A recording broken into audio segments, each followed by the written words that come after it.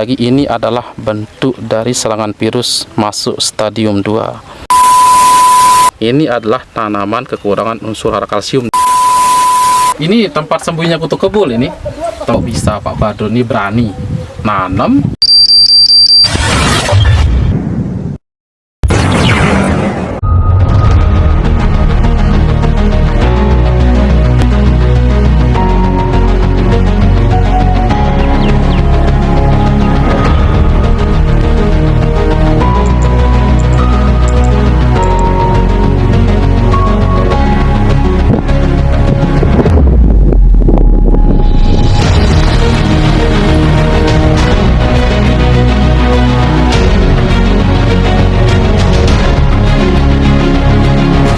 Assalamualaikum sahabat petani.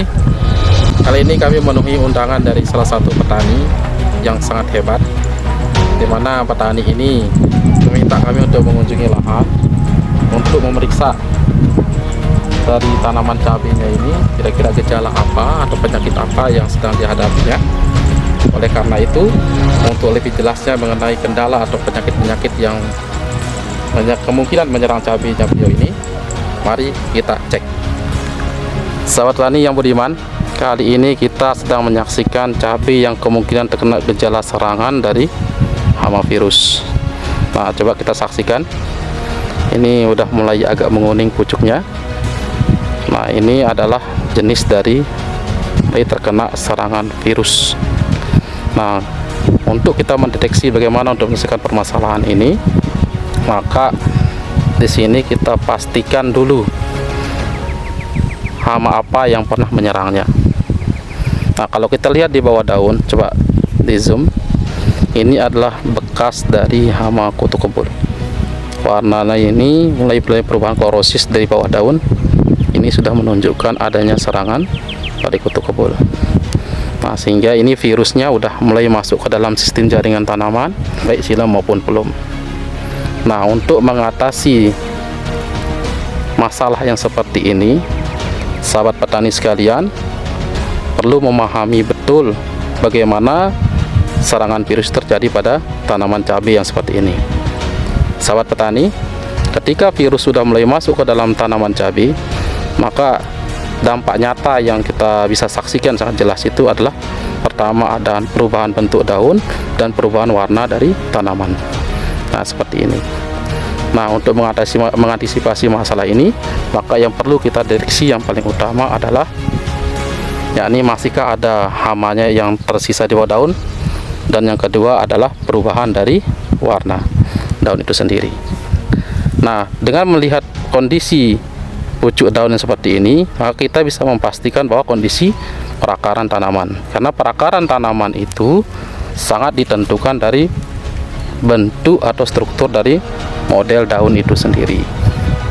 Nah, untuk lebih jelasnya mengenai permasalahan ini, maka kita akan membahas tentang obat khusus sekarang penanganan penyakit virus. Nah, perlu diketahui bahwa sahabat petani, kalau ini kami kategorikan virus ini masih dalam stadium 1, mendekati stadium 2 karena mulai perubahan warna. Nah, yang seperti ini masih bisa kita untuk tangani dengan penggunaan ZPT atau zat aktivator untuk mengangkatnya. Nah, sahabat petani, ini adalah bentuk dari serangan virus masuk stadium 2. Nah, bentuk dari stadium 2 ini, virus masuk ke dalam jaringan mengakibatkan tanaman mulai agak bengkok. Nah, yang mulai ada bengkok dan perubahan warnanya sudah mulai sangat jelas, dan daun-daun sudah mulai keriting, dan pucuk-pucuk baru ini sudah mulai keriting. Daunnya sudah merekut ke bawah, mulai terserahkan keriting ini. Nah, seperti ini. Nah, ini adalah masuk ke stadium 2 dari serangan virus. Nah, ini yang kita takutkan. Kalau dia masuk ke stadium-stadium berikutnya, stadium 3 atau stadium 4, ini sudah gak bisa ditangani. Tapi kalau masih stadium 2 kayak seperti ini, maka ini masih bisa kita tangani dengan menggunakan ZPT dan membuat zat aktivator tumbuh untuk tanaman yang kita rangsang melalui perakaran dan dari daun tanaman itu sendiri. Sedangkan pada tanaman ini, sahabat petani, ini sudah terkena kategori virus stadium 2. Nah, mengapa demikian? Kita melihat dari perubahan warna, dan kedua adalah bentuk pucuk dari tanaman itu sendiri. Nah, pucuk tanaman ini udah mulai agak kelihatan mengkerut seperti ini. Ini udah masuk stadium 2 dan seperti ini. Sahabat petani sekalian saksikan. Nah, ini adalah masuk kategori stadium 2. Nah, tapi masih dalam keadaan stadium 2. Ini masih kita bisa atasi sahabat petani. Masih bisa kita ada berapa teknik-teknik atau cara-cara kita meracik atau memformulasikan berapa zat, baik itu ZVT maupun unsur hara mikro yang dapat kita gunakan untuk merangsang tanaman ini dari prakarnya dan dari stomata daun, stomata atau mulut daun. Nah, untuk mengangkat lagi tanaman ini agar bisa normal seperti tanaman yang di sebelah. Nah, seperti ini. Nah, ini tanaman yang sebelah ini cukup normal. Dan tanaman yang kena stadium 2 tadi itu, virus stadium 2 tadi itu bisa kita normalkan seperti ini. Nah, ini perbedaan dari tanaman yang kena virus. Sahabat tani perlu diketahui bahwa ini tanaman yang ini adalah bukan tanaman terkena virus. Karena ada perbedaan yang sangat signifikan. Pertama, tidak mengalami klorosis atau perubahan warna dari daun itu sendiri, dan tidak mengalami keriting. Ini bukan jenis keriting sahabat petani. Ini namanya tanaman lagi mengalami kekurangan unsur hara tertentu. Nah, perlu kami sampaikan bahwa kalau tanaman yang merekut daunnya ke bawah, melipat ke bawah kayak gini, ini adalah tanaman kekurangan unsur hara kalsium di kondisi tanahnya. Nah, ini ada kelebihan unsur hara tertentu. Bisa jadi ini adalah kelebihan dari unsur hara nitrogen yang mengandung amoniak, bukan nitrat. Nah, sehingga mengalami pelipatan daun ke bawah kayak gini. Nah, tanaman-tanaman yang seperti ini bisa kita menggunakan dengan penambahan unsur hara kalsium dengan teknik pengocoran di pangkal akar, bukan di pucuk daun. Usahakan pengocoran kalsium itu di pangkal akar. Nah, sahabat petani, dan ini akan kita bahas lebih dalam sama pemilik lahan ini. Untuk itu, ayo kita komunikasi sama beliau. Assalamualaikum sahabat petani. Di siang ini kita sedang duduk-duduk di saung ya Pak ya, namanya ya? Saung. Nah, saung. Nah, ini kebetulan kami dapat undangan ini dari beliau, dengan Pak Badrun nih. Pak Badrun, beliau adalah petani horti sejak tahun berapa Pak? 2017. Nah, waktu itu tanam apa itu 2017? Cabai keriting. Nah, tapi di sini setelah kita keliling-keliling di lahan barusan Pak, karena kita ini diskusi seputar penyakit.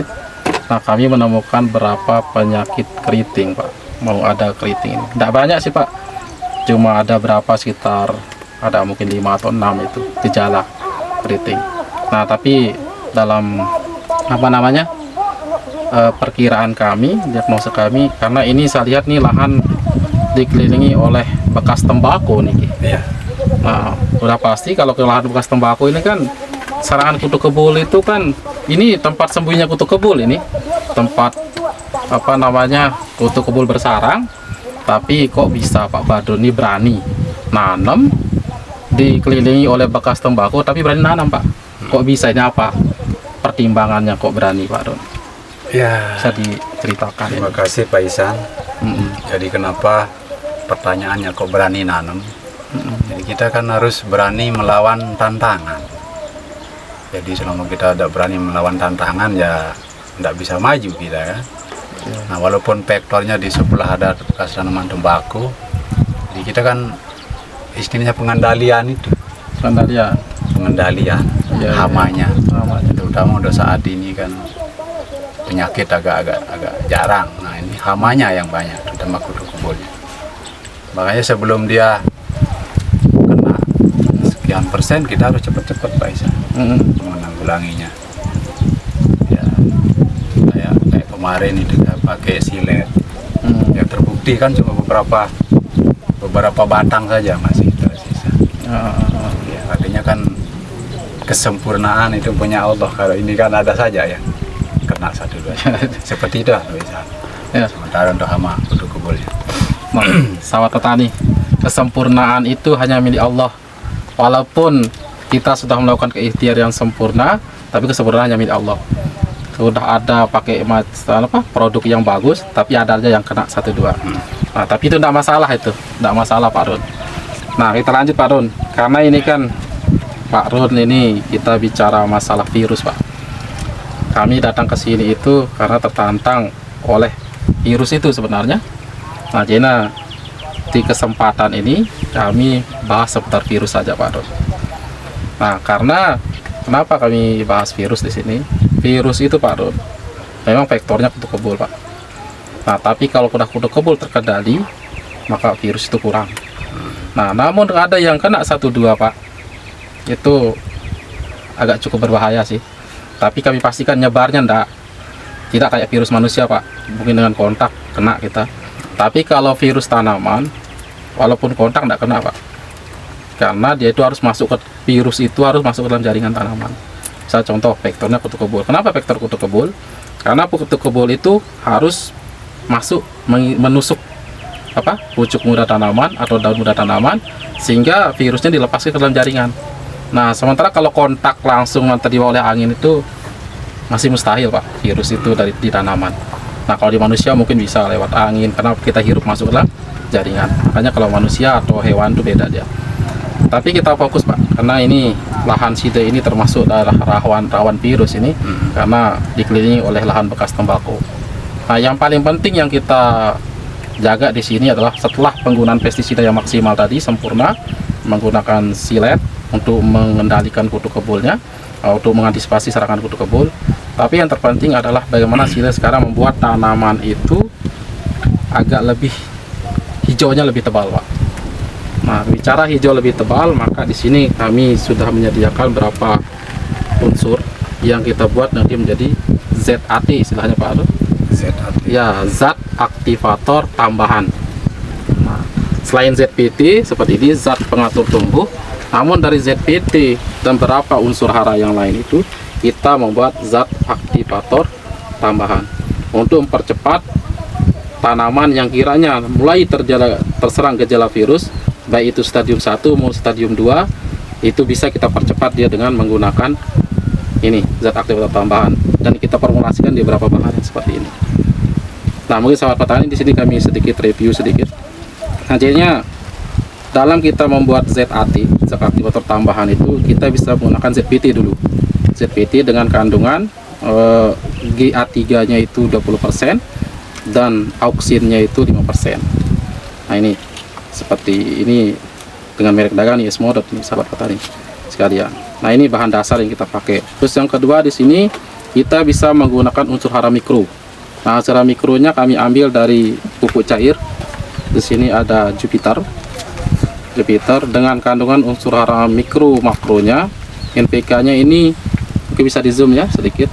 NPK-nya ini adalah linear, dia naik ke atas, di mana N-nya itu lebih kecil daripada P dan kaliumnya lebih besar daripada unsur hara P, N dan P. Nah, 15, 12, 28%. Nah, sedangkan unsur hara mikro lainnya di sini ada berapa unsur hara mikro pendukung. Yang ini yang akan kita ambil untuk sebagai unsur hara untuk membuat formulasi ZAT tadi. Yang ketiga itu kita ambil dari unsur hara yang lain. Yang di sini kita ambil bahan dari asam fulvik namanya. Ini terbuat dari molase sebenarnya pada dasarnya ini. Molase yang bisa kita, kalau sahabat petani ketahui bahwa molase itu bisa kita buat kayak gula merah sebenarnya. Gula merah itu yang bisa kita ambil dari air nira atau air kelapa yang dibuat menjadi gula merah. Nah, ini sebenarnya kayak gula merah ini molase ini. Nah, ini yang kita larutkan, ini isinya adalah asam fulvik sekitar 80% dan asam amino sekitar 20%. Nah, ini unsur hara yang terkandung di dalamnya ini. Nah, selanjutnya yang kita gunakan untuk membuat ZAT itu adalah asam humat. Nah, ini ada merek dalamnya Humatop. Asam humat ini dengan kandungan C organik yang cukup tinggi, yaitu sebesar 38,81%, mendekati 40%. Nah, ada kalium organik ini sekitar 10,3%. Nah, ini adalah bahan-bahan dasar kita buat ZAT. Dan yang terakhir adalah yang kita gunakan adalah kalsium. Karena kita ini mau masuk menjelang musim hujan, maka sangat penting sekali kita menggunakan kalsium. Dengan kandungan kalsium di sini adalah ini merek dagangnya Kalsimek, dengan kandungan kalsiumnya itu adalah sekitar 98,98% pas. Nah, kandungan kalsiumnya 98% dan magnesiumnya 1,2% dan feru 0,14%. Nah, ini yang kita pakai untuk menanam karena ini kita antisipasi di musim hujan. Karena kita takutkan nanti musim hujan sangat tinggi, nanti kita takutnya tanaman kekurangan kalsium. Seperti yang kita lihat pada video yang tadi. Nah, ini bahan-bahan ini dapat kita formulasikan menjadi satu dalam bentuk nanti ZAT yang kita kocor langsung ke tanah atau ZAT yang bisa kita spray melewati daun. Nah, adapun yang ini kita bagi dua dulu. ZAT yang kita gunakan kocor ke tanah itu kita bagi dulu. Yang ini yaitu meracikan humatop dengan kalsium dan asam fulvik. Nah, sedangkan ZAT yang kita gunakan untuk spray dari daun itu adalah dengan menggunakan sama juga asam fulvik alias asam amino yang ada di molase ini. Kita gunakan esmodot sama pupuk cair Jupiter untuk kita ambil usaha mikronya. Nah, ini adalah yang kita aplikasikan nanti ke daun dan ini nanti kita aplikasikan ke akar. Nah, kocor. Nah, cara ini adalah yang paling tepat kita gunakan untuk mengantisipasi serangan kutu kebul yang menyebabkan terjadinya penyakit virus pada tanaman cabai. Nah, dengan seperti ini nanti warna daun tanaman itu akan lebih kilat, Pak. Warna hijaunya lebih tebal sehingga serangan kutu kebul itu tidak akan berdampak begitu berbahaya terhadap tanaman cabai. Nah, yang seperti kita saksikan tadi di tanaman Pak Badrun. Nah, ini seputar apa namanya? Seputar racikan formulasi yang dapat kita gunakan untuk mengantisipasi serangan penyakit virus yang disebabkan oleh vektor dari kutu kebul. Nah, kita cukupkan dulu nih sahabat petani. Mungkin ini kita langsung tutorial atau tes, Pak Don. Ya. Nanti diracik aja di tangki atau di ember kan. Berapa dosis masing-masing ini mesti kita lihat. Cukup sahabat petani. Karena ini tidak ada serangan yang begitu dahsyat dari virus. Nah, tapi ini sudah kita buatkan apa namanya, bagaimana cara mengantisipasinya. Nanti mungkin kita lihat perkembangan selanjutnya di tanamannya. Karena tanaman ini baru usia berapa ini? Kayaknya sekitar 3 minggu ya. Lebih dia. Oke, sama 1 bulan lebih. 1 bulan lebih. Iya. Tapi masih kecil ini padahal. Iya, karena panas ini. Panas ya. Kalau nggak berani dijos ini kayaknya. Ya belum bisa kita pakai ini. Coba kalau kita pakai esmodot kan udah tinggi dia. Cuma kan enggak sesuai nanti umur usia sama Dok. ya aplikasi Sama aplikasi. Oh iya, sudah kalau gitu. Nah, untuk melihat perkembangan selanjutnya sahabat tani mungkin kita lihat nanti di apa namanya minggu-minggu yang lain atau di berapa atau 2 minggu ke depan kita lihat tanaman beliau ini. Kita cukupkan dulu ya Pak Don Ya. seputar ini. Nah, nanti kalau kita untuk aplikasi mungkin di lahan aja ya. Oke. Cukup.